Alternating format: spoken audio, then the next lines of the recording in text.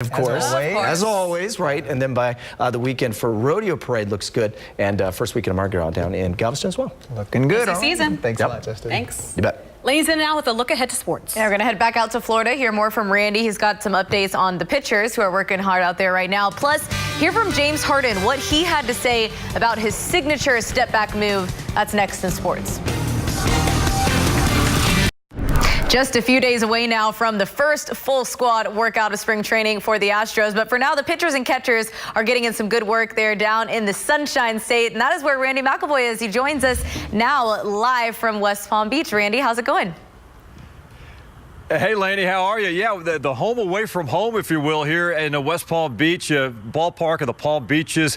They're going to be here for a while over the next 6 weeks or so. Day 3, as you mentioned, in the books for pitchers and catchers. A lot of the regular guys, the starters, though, trickling in as well, leading up to Monday's first full squad workout here in West Palm Beach. A.J. Hinch talked before practice today. He was talking about his pitchers and the fact they came into camp in great shape. If anything, we need to dial back a few things because we start games in a week, but you don't want guys now that it's in mid to late February. It's I just see these guys coming in game shape already. Yeah, that puts a smile on Hinch's face. Now, these early days are about pitchers starting to get into their camp routines. Justin Verlander, Garrett Cole out on the field today, just keeping the arms loose, building strength between their bullpen sessions. So many pitchers here need to get their work in, so they all rotate every few days. Some of the guys on the bump this morning included Colin McHugh. Year 6 now for McHugh, who's gone from starter to reliever and now back to the Astros starting rotation. I asked him today about the learning curve that never ends and being around veterans like Verlander and Cole. I always mess with them. I'm like, you have arguably 4 of the best pitches in baseball, and you're still working on grips and working on release points and trying to tinker and trying to get better. And, if a guy like that's getting better every day and he's just really focused on perfecting his craft, then it really does trickle down.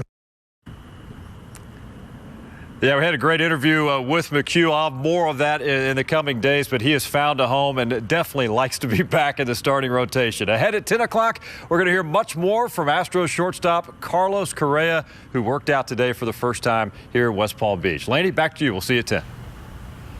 All right, thank you, Randy. All-Star Game Media Day over in Charlotte. James Harden was asked several MVP questions, but he said he's not worried about that. He's just focused right now on the second half of the season, getting his team back healthy and going after the ultimate goal, a championship. But the Beard was also asked a lot about something that he does better than anyone else in the NBA, what is becoming an iconic move for him, the step-back 3.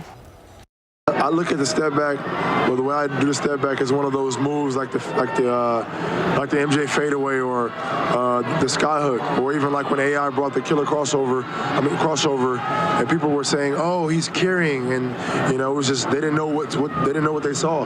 Oh, he's palming the ball, and then now the crossover is like a normal thing, So hopefully the move that I'm doing to step back and the way I create space is ahead of his time right now.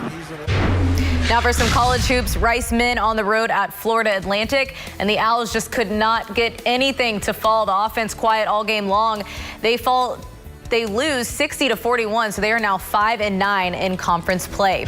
The Rice Lady Owls kept their winning streak going as they dominated Florida Atlantic at Tudor Fieldhouse today.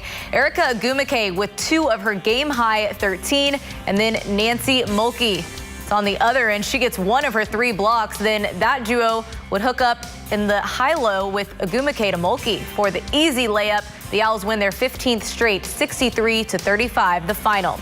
Over at Reckling Park, Rice Baseball is in its opening series under new head coach Matt Braga. So fast start for lefty Evan Kravitz. He struck out the side in the first inning, ended with 10 Ks through 5 innings, allowing no runs. The Owls would score their first with Trey Cruz at the plate, and then his younger brother, Antonio Cruz, is sprinting home there on the wild pitch. Right now, the Owls are up 4-3 in the 6th. Also, U of H playing, so we'll have those highlights at 10. Yeah. Thank you. Back in a moment. Stay with us. All right, let's check the forecast again. Tomorrow morning down south of I-10, you're going to be really foggy. I think north probably not as much, but that should clear. And I think we'll get at least some sunshine, keep the temperatures in the low 70s. And then look at that, dipping into the 50s. And unfortunately, it's going to be a pretty wet work week overall. All right, up and down. Still up and winter. down. It's still winter. That's right. Thanks a lot, Justin. That's going to do it for Channel 2 News at 6. We'll see you again at 10 o'clock.